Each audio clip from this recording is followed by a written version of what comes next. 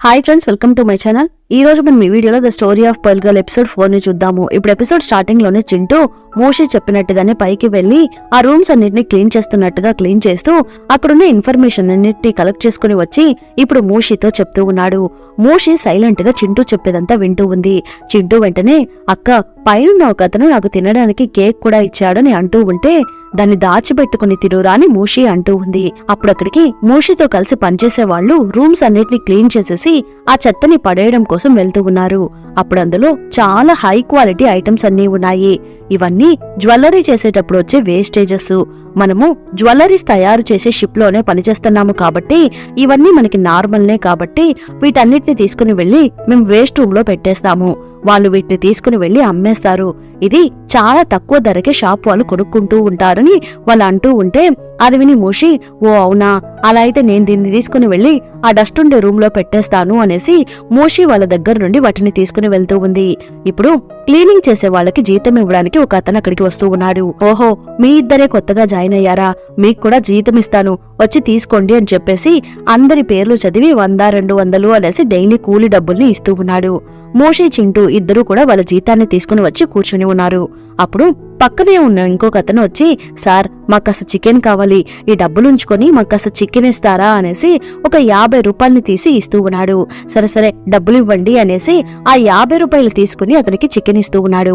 మీకోసమని నేను కాస్త తక్కువ రేటుకి ఇచ్చాను, బాగా తినండి అనేసి అతను ప్రేమగా నవ్వుతూ అంటూ ఉంటే వాళ్ళందరూ థ్యాంక్స్ అని చెప్పేసి అక్కడి నుండి వెళ్లిపోతూ ఉన్నారు. వాళ్ళందరూ వెళ్లిపోయిన వెంటనే చింటూ మూషి దగ్గరికి వచ్చి, అక్క, అతను చూడ్డానికి చాలా మంచివాడిలాగా ఉన్నాడు, కానీ నోరు తెరిస్తే అబద్ధాలే చెప్తున్నాడు. యాక్చువల్ గా ఆ చికెన్ రేటు బయట 20 రూపాయలు మాత్రమే, దాన్ని ఇక్కడికి తీసుకుని వచ్చి 50 రూపాయలకి అమ్ముతున్నాడు. అతను ఇక్కడే ఉంటూ వీళ్ళందరినీ బాగా మోసం చేస్తున్నాడు. నేనిప్పుడు వాడిని ఏం చేస్తానో చూడు అనేసి చింటూ వెళ్లబోతూ ఉంటే దానికి మూషి, రే నువ్వు కాస్త నోరు మూసుకుని ఉండురా, మనమే ఇక్కడికి కొత్తగా వచ్చాము, మనం చెప్పింది ఎవ్వరూ నమ్మరు, ఆ చెత్తలో పడేయడానికి చాలా చెత్తని వాళ్ళు ఇందాక తీసుకుని వచ్చారు కదా, అది మనకేమైనా యూజ్ అవుతుందా అని మూషి అడుగుతూ ఉంటే దానికి చింటూ, అక్క, దాన్ని కరిగించి చాలా కాస్ట్లీ ఐటమ్స్ ని తయారు చేయవచ్చు, మనకి మంచి లాభం కూడా వస్తుంది, అది మనం ట్రై చేసి చూడవచ్చు, కానీ మనం వాటిని షిప్ లో ఎలా అమ్మగలము అని అడుగుతూ ఉంటే దానికి మూషి, లేదు లేదు, మనం వాటిని బయటకు తీసుకుని వెళ్ళి అమ్మాలి, దానికి నేను వేరే ఏమైనా మంచి ఐడియాని ఆలోచిస్తాను అనేసి మూషి ఏదో ప్లాన్ చేసుకుంటూ ఉంది. ఇక్కడేమో జింగ్ దగ్గరికి అసిస్టెంట్ వస్తూ ఉన్నాడు. మూషి వాళ్ళ బాస్ ని కట్టేసి ఉంచారు కదా, అతను వీళ్ళు పెట్టే టార్చర్ భరించలేక సూసైడ్ చేసుకుని చనిపోయాడంట. దాని గురించి అసిస్టెంట్ జింగుతో అంటూ ఉంటే అది విని జింగ్ చాలా సంతోషము. ఈ రానా ఎలాగో వెనకాలుండే షిప్ లోనే కదా వస్తున్నాడు, వాడు రావడానికి ఎలాగో ఇంకొక హాఫ్ డే పడుతుంది, రానా అక్కడికి వచ్చేలోపు తనకొక మంచి సర్ప్రైజ్ వెయిట్ చేయబోతుంది అని జింగ్ అంటూ ఉంటే దానికి అసిస్టెంట్, అలా అయితే నువ్వు ఈ బాడీని రానా దగ్గర ఇరికించబోతున్నావా, అప్పుడు అతను మనల్ని కూడా అనుమానిస్తాడే, దానికి మనం ఏం చేయాలని అడుగుతూ ఉన్నాడు. అది విని మన హీరో, అనుమానించనివ్వు, మనం వాళ్ళ ప్లేస్ అంతా తగలబెట్టేశాం కదా, అది జస్ట్ ఒక శాంపిల్ మాత్రమే, దానివల్ల షూ ఫ్యామిలీకి పెద్దగా ఇబ్బంది ఏమీ రాదు, వాళ్ళ దగ్గరున్న డబ్బులంతా యూజ్ చేసి అక్కడున్న ముత్యాలన్నింటినీ కొని గవర్నమెంట్ కి ఇచ్చేస్తారు. కానీ ఈ రానా ఉన్నాడు కదా, అతను ప్రిన్స్ టాన్ మనిషి కాబట్టి రానా వాళ్ళు అనుమానించడం స్టార్ట్ చేస్తే ఈ కేసు కాస్త రాజుగారి దాకా వెళ్తుంది, అలా చేస్తేనే కరెక్ట్ గా ఉంటుంది అని జింగ్ అంటూ ఉంటే అది విని అసిస్టెంట్, పర్లేదు, ఈ ఐడియా కాస్త బాగానే ఉందని అంటూ ఉన్నాడు. మనం ఇప్పుడు వెళ్లబోతున్న ప్లేస్ దగ్గర ఒక కవితల పోటీని ఏర్పాటు చేయండి, కవితల పోటీలో విన్ అయిన వాళ్ళకి 7 లక్షలు ప్రైజ్ మనీ అని చెప్పండి, అందరూ ఆ కవితల పోటీలో పార్టిసిపేట్ చేయడానికి వస్తూ ఉంటారు, అప్పుడు ఈ మ్యాటర్ నలుగురికి తెలిసి బాగా పాపులర్ అవుతుంది అనేసి జింగ్ ఏదో ప్లాన్ చేసుకుంటూ ఉన్నాడు. ఇక్కడేమో మూషి వెయిట్ చేస్తూ ఉంటే అక్కడికి తన సీనియర్ వస్తూ ఉంది.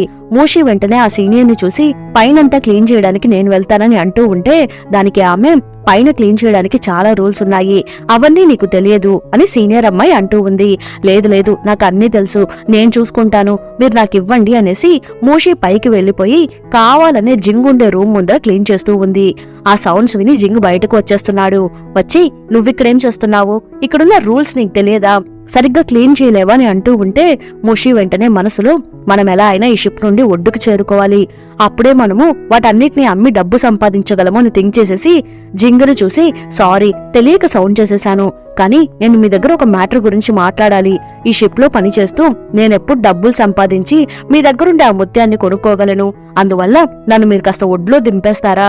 రేపెలాగో ఒడ్డు వైపుకే షిప్ వెళ్లబోతుందని నేను విన్నాను.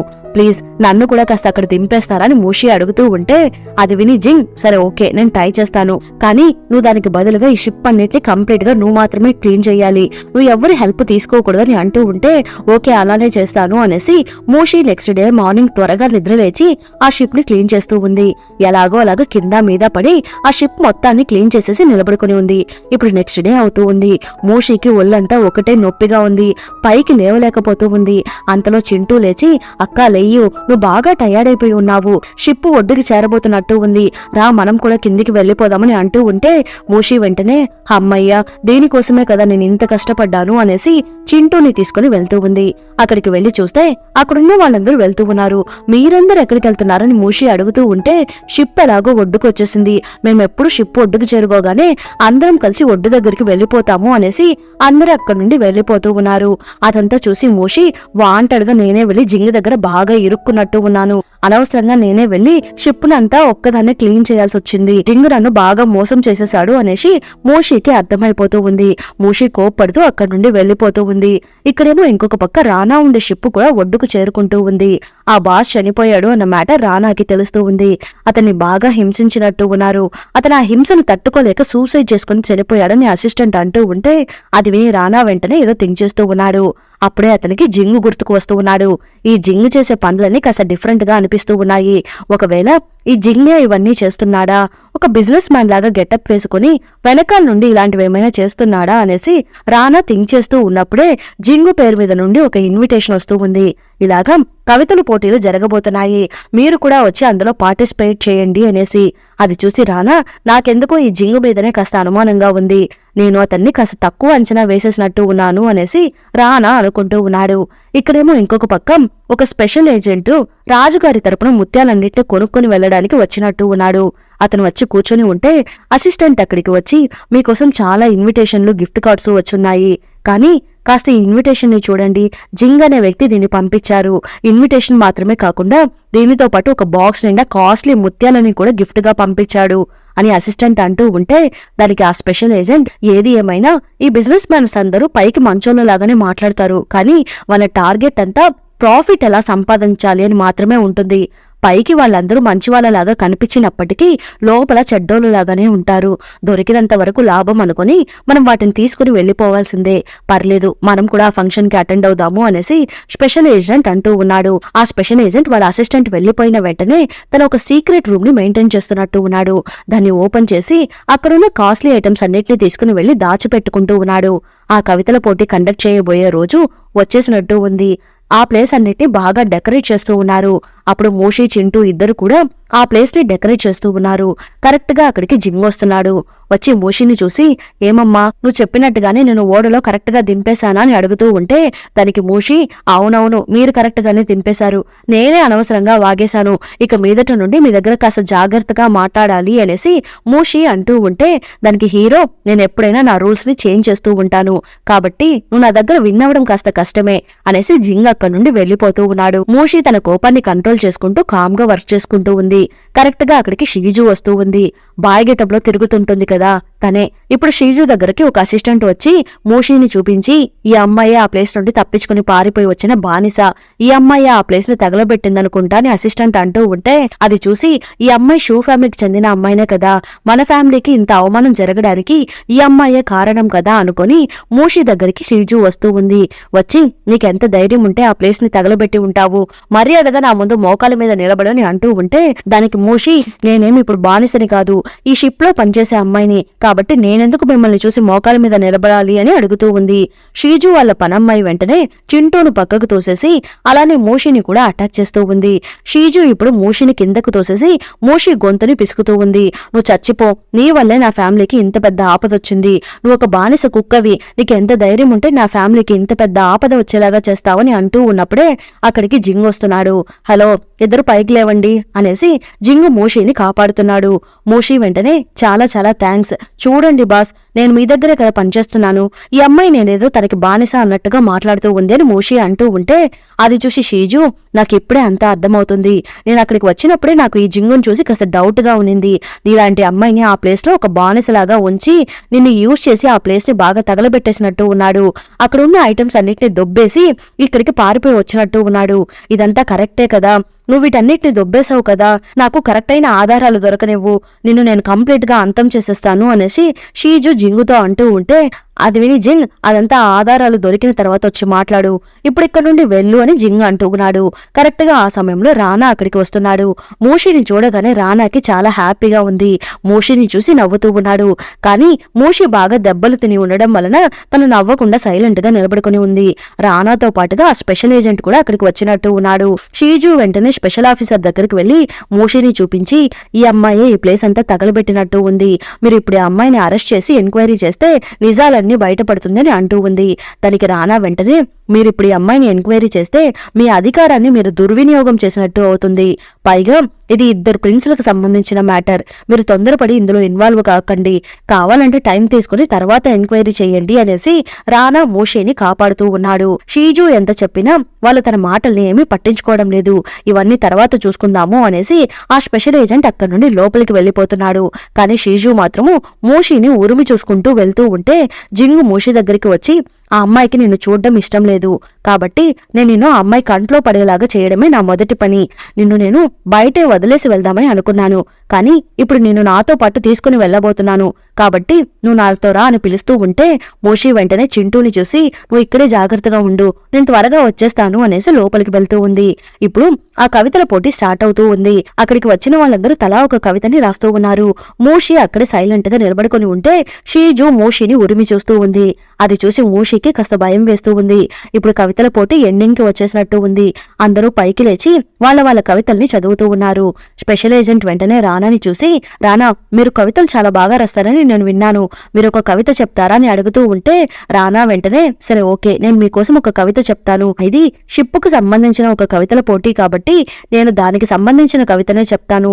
ముత్యం అంటే ఏంటో కాదు, అది జలకన్య యొక్క కన్నీరే అనేసి రానా ఆ కవిత యొక్క పేరుని చెప్తూ ఉంటే అది వినగానే మోషికి అర్థమైపోతుంది తను తన గురించే ఏదో కవిత చెప్పబోతున్నాడు అనేసి. ఎందుకంటే ఇంతకు ముందు రానాతో మోషి, మీరు మా కష్టాలన్నింటినీ దగ్గరుండి చూశారు కదా, మీరు మా కోసం ఒక కవితని రాయండి అని అడిగి ఉంటుంది. ఇప్పుడు ఆ కవితని వింటూ ఉంటే మోషికి కంట్లో నుండి కన్నీళ్లు వస్తూ ఉన్నాయి. రానా అక్కడ ముత్యాలు తీసే వాళ్ళ కష్టాల గురించి జలకన్య పడే కష్టాలలాగా వివరించి ఒక కవితల్ని చెప్తూ ఉన్నాడు. ఒక జలకన్య కన్నీళ్లే ముత్యంలాగా మారుతున్నాయి. ఆ ముత్యాన్ని తీసుకుని వచ్చే వాళ్ళకి ఆ ముత్యం యొక్క అందం మాత్రమే కనిపిస్తుంటుంది, కానీ జలకన్య బాధలు ఎవరికీ అర్థం కాదు అనేసి రాను ఒక అందమైన కవిత్వాన్ని చదివి వినిపిస్తూ ఉంటే అది విని మోషికి కన్నీళ్లు వస్తూ ఉన్నాయి. అక్కడున్న వాళ్ళందరూ గట్టిగా చప్పట్లు కొడుతూ ఉన్నారు. మీరు చాలా మంచి కవితని చెప్పారు, ఒకరి కష్టం వెనకాల ఉండే బాధని మనం ఎవ్వరూ గుర్తించడం లేదు అనేసి మీరు దానిని ఒక కవిత రూపంలో చాలా బాగా వివరించారు అనేసి అందరూ అంటూ ఉన్నారు. రానా వెంటనే ఆ కవితలో లాస్ట్ 2 లైన్లు ఆ ముత్యాన్ని తీసేవాళ్లే నా దగ్గర డైరెక్ట్ గా వచ్చి చెప్పారు, అవి 2 చాలా మంచి లైన్స్ అని రానా అంటూ ఉంటే జింగ్కి అర్థమైపోతుంది, వీడు మన మోషి చెప్పిన మాటల గురించే మాట్లాడుతున్నాడు అనేసి. మోషికి రానాకి మధ్య ఏదో కనెక్షన్ ఉన్నట్టు అనిపిస్తుంది అనేసి జింగ్ థింక్ చేస్తూ ఉన్నాడు. అక్కడ ఉన్న వాళ్ళందరూ రానాని బాగా పొగుడుతూ ఉన్నారు.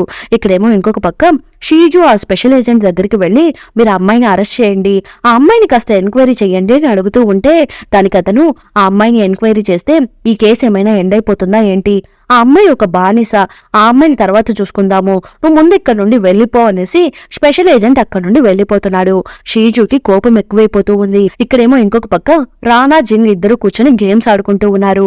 జింగ్ వెంటనే, మీరు నన్ను మీట్ అవ్వాలని అన్నారంట, దేనికోసమని జింగ్ అడుగుతూ ఉంటే దానికి రానా, ఆ బాస్ ఉన్నాడు కదా, అతను చనిపోయాడంట, అతను చివరగా మీ షిప్పే ఎక్కాడంట, వాడిని బాగా హింసించినట్టు ఉన్నారు, ఆ హింసను తట్టుకోలేక అతను సూసైడ్ చేసుకుని చనిపోయినట్టు ఉన్నాడు, దానికి రీజన్ ఏమై ఉంటుందని రానా అడుగుతూ ఉంటే దానికి జింగ్, వాడు చాలా తప్పులు చేశాడు, చావడానికి వాడు అర్హుడే, కానీ వాడు నా షిప్ లో ఎక్కాడన్న మ్యాటర్ గురించి కూడా నాకు తెలియదు. మీరు వీటి గురించి నన్నెందుకు అడుగుతున్నారు? నాకేమీ అర్థం కావడం లేదు. కావాలంటే నేను షిప్ ఎక్కినప్పటి నుండి నాతో పాటు ఇంకొక పర్సన్ ఉన్నారు. కావాలంటే సాక్ష్యానికి వాళ్ళని పిలవనా అని జింగ్ అడుగుతూ ఉంటే రానా వెంటనే ఎవరైనా సరే వాళ్ళ నోటు నుండి నిజం రప్పించడం నా బాధ్యత, వాళ్ళని పిలవండి అని అంటూ ఉన్నాడు. జింగ్ వెంటనే ఎట్టకారంగా నవ్వుతూ పిలుస్తూ ఉంటే అప్పుడు అక్కడికి మోషి వస్తూ ఉంది. మోషిని చూడగానే రానా షాక్ అయిపోతూ ఉన్నాడు. మోషి, నువ్వు ఆ రోజంతా నాతోనే ఉన్నావు కదా అని జింగ్ అడుగుతూ ఉంటే అవునని మోషి అంటూ ఉంది. నీ బాస్ ఉన్నాడు కదా, అతను మన షిప్ లో వచ్చాడా అని అడుగుతూ ఉంటే అది విని మోషి ఒక్క నిమిషం ఆలోచిస్తూ ఉంది. జింగ్ వెంటనే మోషి దగ్గరికి వెళ్లి ఏంటమ్మా చాలా సేపటి నుండి థింక్ చేస్తూనే ఉన్నావు, ముందు సమాధానం చెప్పు అని జింగ్ అడుగుతూ ఉంటే మోషి వెంటనే లేదు రాలేదు అనేసి మోషి అబద్ధం చెప్తూ ఉంది. రానా వెంటనే మోషిని దగ్గరికి పిలిచి ఇది చాలా పెద్ద కేసు, నువ్వు అబద్ధం చెప్తే పెద్ద ప్రాబ్లం అయిపోతుంది. నువ్వు నిజం చెప్తే నీకేమైనా ప్రాబ్లం వస్తుందని నువ్వు భయపడకు. కావాలంటే నేను నాతో పాటు ఇక్కడ నుండి తీసుకుని వెళ్ళిపోతాను. దయచేసి నిజం చెప్పు అని రానా అడుగుతూ ఉంటే దానికి మోషి లేదు నేను చూడలేదు అని అబద్ధం చెప్తూ ఉంది. అది విని రానా అప్సెట్ అయిపోయి అక్కడి నుండి వెళ్ళిపోతున్నాడు. జింగ్ వెంటనే మోషిని చూసి నువ్వెందుకు ఇలా అబద్ధం చెప్పావు? నువ్వు నిజం చెప్పి ఉంటే నేను అతను ఇక్కడి నుండి కాపాడి తీసుకుని వెళ్ళిపోయి ఉండేవాడు. అతడు చాలా పెద్ద వ్యక్తి, నువ్వు అతనితో కలిసి మంచి లైఫ్ ని జీవించి ఉండవచ్చు కదా అని జింగ్ అంటూ ఉంటే దానికి మోషి లేదు నాకు ఆ ముత్యం కావాలి, మీకోసం నేను ఒక అబద్ధం చెప్పాను కాబట్టి మీరు నా ముత్యాన్ని నాకు ఇచ్చేయొచ్చు కదా అని మోషి అడుగుతూ ఉంది. దానికి జింగ్ బిజినెస్ డీల్ ముందు మాట్లాడుకోవాలి అంతే తప్ప ఇలా అన్ని అయిపోయిన తర్వాత డీల్స్ మాట్లాడుకోకూడదు. నువ్వు నీ పవర్స్ ని ఇందాకే చూపించి ఉండాల్సింది కదా అని జింగ్ అంటూ ఉంటే దానికి మోషి నేనే ఒక బానిసని, ఇంకా నా దగ్గర ఏం పవర్స్ ఉంటాయని అరుస్తూ ఉంది. అంతటితో ఈ ఎపిసోడ్ ఎండ్ అయ్యింది. మళ్ళీ నెక్స్ట్ ఎపిసోడ్ లో కలుద్దాం. ఈ ఎపిసోడ్ ఎలా ఉందో తప్పకుండా కామెంట్ చేయండి. ప్లీజ్ సపోర్ట్ చేయండి. Thanks for watching.